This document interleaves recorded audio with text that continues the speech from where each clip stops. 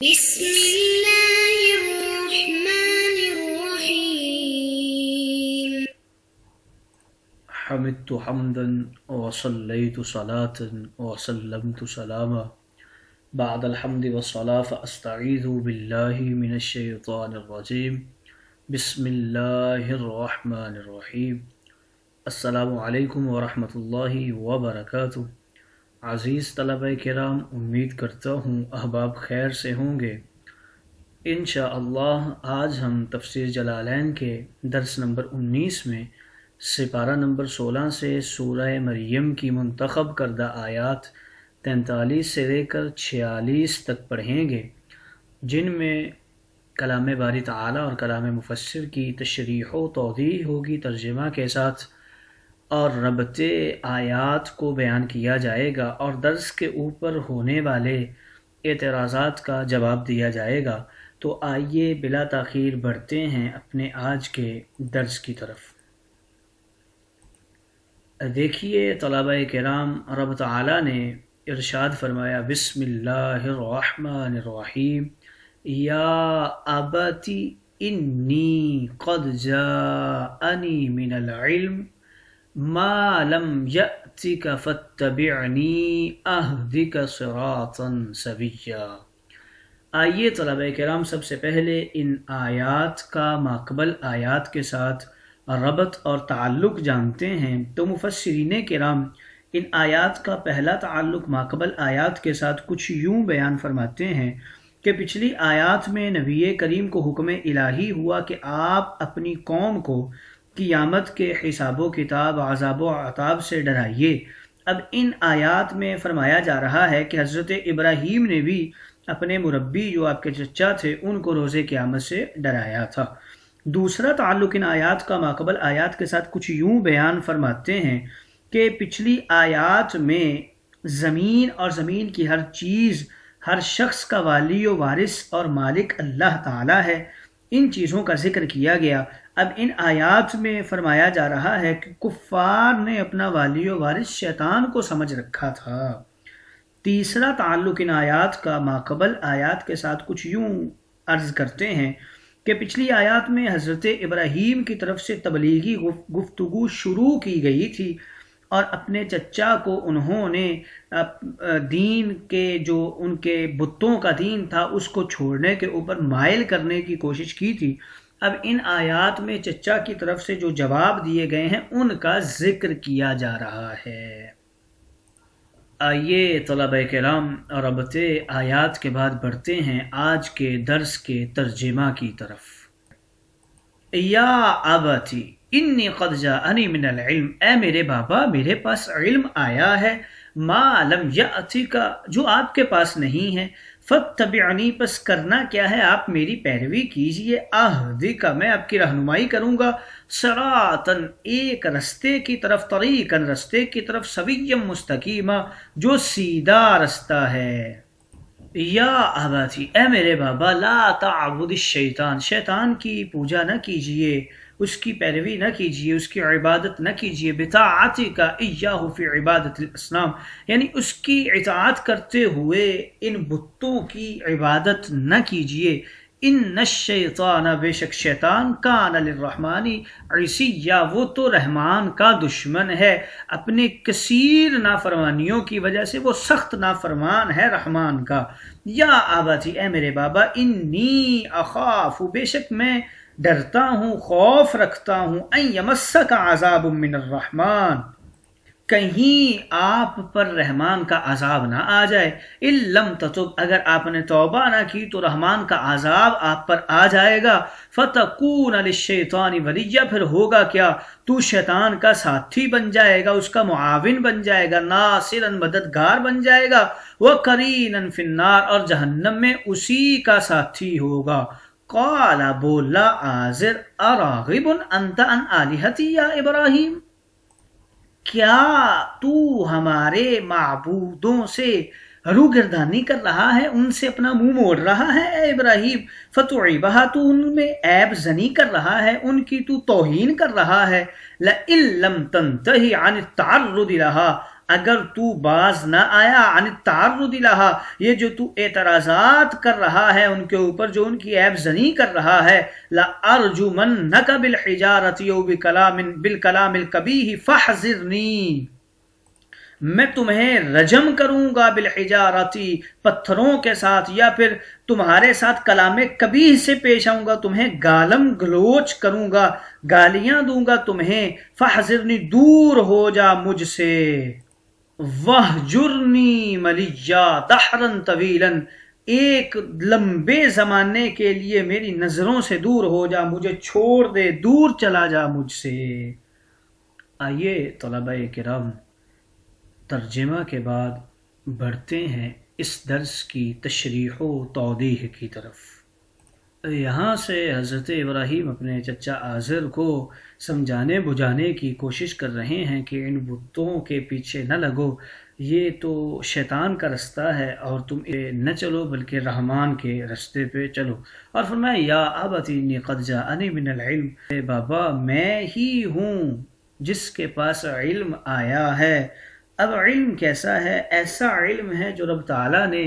اپنی قدرت سے مجھے عطا فرمایا ہے، اور یہ جو عظیم حصہ علم کا ہے یہ انبیاء کرام کو ہی رب تعالیٰ عطا فرماتے ہیں۔ تمہارے حصے میں لم یأتک، تمہارے حصے میں یہ علم نہیں آ سکتا، تم اس علم کو نہیں پہچانتے، نہ اس تک پہنچ سکتے ہو۔ بس اسی علم کی بنیاد پر میں آپ سے کہتا ہوں کہ ان بتوں کو چھوڑ دیجئے۔ آگے فرمایا فَاتَّبِعْنِی أَهْدِكَ صِرَاطًا سَوِيًّا، پھر ہوگا کیا تو میری پیروی کر لے، میں تجھے سیدھے رستے کی طرف رہنمائی کر دوں گا۔ اب یہاں پر مفسرین نے کرام فرماتے ہیں کہ فَاتَّبِعْنِی فرمایا، فَأَطِیعُونِی نہیں کہا، یعنی میری اطاعت کرو یہ نہیں کہا، بلکہ یہ کہا کہ جو میں کروں تم بھی وہی کرو۔ اطیعونی کے اندر بڑائی کا اظہار ہوتا ہے، تو حضرت ابراہیم نے اپنے بابا سے جب گفتگو کر رہے تھے تو بڑائی کا اظہار نہیں فرمایا، ان کی بزرگی کی وجہ سے، ان کے احترام کی وجہ سے۔ تو آپ نے فتبعنی کے الفاظ کو یوز کیا، استعمال کیا کہ میری پیروی اس لیے کرنا میری شخصیت کی وجہ سے نہیں، بلکہ جو میرے پاس علم عطائی رب تعالیٰ نے مجھے دیا ہے، مجھے علم عطا کیا ہے، اس علم کی وجہ سے آپ میری پیروی کرنا، میں تمہیں سیدھے رستے کی طرف رہنمائی کر دوں گا۔ یا آباتی لا تعبد الشیطان، اور شیطانوں کی عبادت نہ کرو، بطاعتی کا ایاہ فی عبادت الاسنام، جو تم اس کی اطاعت میں، بتوں کی پوجا میں مگن و محو مصروف ہو گئے ہو، ان سب چیزوں کو چھوڑ دو۔ ان الشیطان، بے شک جو شیطان ہے، کان للرحمن عصیا، وہ تو رحمان کا سخت نافرمان ہے۔ یا ابتی، اے میرے بابا، انی اخاف، مجھے خوف ہے، ان یمسک عذاب من الرحمن، یہ نہ ہو کہ تمہیں رحمان کا عذاب آ کے پکڑ لے اگر تو نے توبہ نہ کی۔ اور مجھے یہ لگ رہا ہے، حضرت ابراہیم نے نگاہ نبوت سے دیکھ لیا تھا، فرماتے ہیں کہ مجھے یہ لگ رہا ہے کہ رب کا عذاب تجھے پکڑ لے گا، تو پھر ہوگا کیا؟ فَتَكُونَ لِلشَّيْطَانِ وَلِيًّا، تو پھر تو شیطان کا ساتھی ہوگا، ناصراً مددگار ہوگا، اور جہنم میں اسی کے ساتھ ہوگا۔ یہاں پر مفسر کریم نے ناصراً اور قلیلاً فی النار جو لکھا ہے، تو مفسرین کرام فرماتے ہیں کہ اگر فقط قلیلاً فی النار کے اندر ہی اکتفا فرما لیتے ولیجن کے معنی میں تو زیادہ بہتر ہوتا، کیونکہ جہنم کے اندر تو کوئی ناصر نہیں ہوگا، جب جہنم میں پہنچ گئے تو پھر تو کوئی مددگار نہیں ہوگا۔ اور یہ فرما رہے ہیں کہ فَتَكُونَ لِلشَّيْطَانِ وَلِيًّا جو ہے، اس سے آیت کے ظاہر سے یہ معلوم ہوتا ہے کہ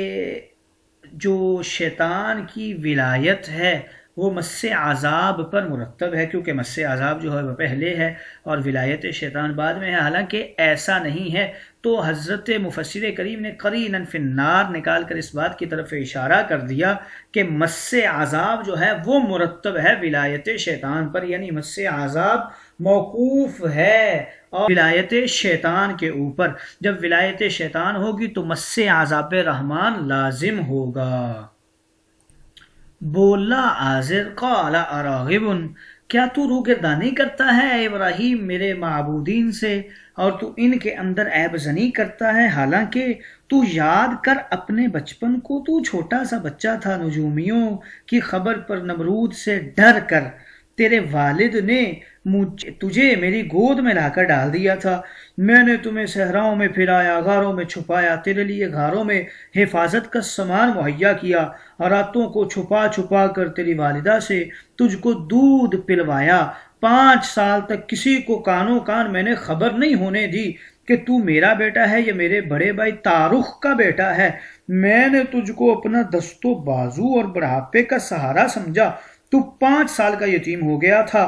مگر میں نے تجھے اور تیری والدہ کو کبھی محسوس تک نہیں ہونے دیا، نہ تیرا بوجھ پرورش اس پر ڈالا، نہ 5 سالہ خرچہ تیرے والد سے مانگا، اپنی اولاد سے بڑھ کر تجھے آسائش و آرام میں نے دیا، اب میں 70 سال کا بوڑھا ہو گیا ہوں، تو 25 سال کا جوان ہے، تو کیا کر رہا ہے کہ تو میرے خداؤں کی عیب زنی کر رہا ہے، ہائے تو کس رستے پر چل نکلا ہے، تو ان کی عیب زنی کرتا ہے، ان کے خلاف بولتا ہے، تو سن پھر ابراہیم یہ میری بات سن لے، اگر تو اپنے اس کام سے باز نہ آیا، لَإِن لَمْ تَنْتَهِ عَنِ التَّعَرُّضِ لَهَا، اگر تو نے یہ اپنے معاملات نہ چھوڑے، لَأَرْجُمَنَّكَ، پھر میں کیا کروں گا، میں تجھے بد دعائیں دوں گا، برا بھلا کہوں گا، تجھے پتھر مار مار کے ہلاک کر دوں گا، لہٰذا بہتر یہ ہے فَاحْذَرْنِی، تو دور ہو جا مجھ سے، وَاہْجُرْنِی مَلِيًّا، ایک لمبے عرصے کے لیے یہ گھر چھوڑ کر یہاں سے چلا جا۔ آئیے طلبہ کرام تشریح و توضیح کے بعد بڑھتے ہیں آج کے درس کے اوپر ہونے والے اعتراضات کی طرف۔ آج کے درس کے اوپر پہلا اعتراض یہ ہوتا ہے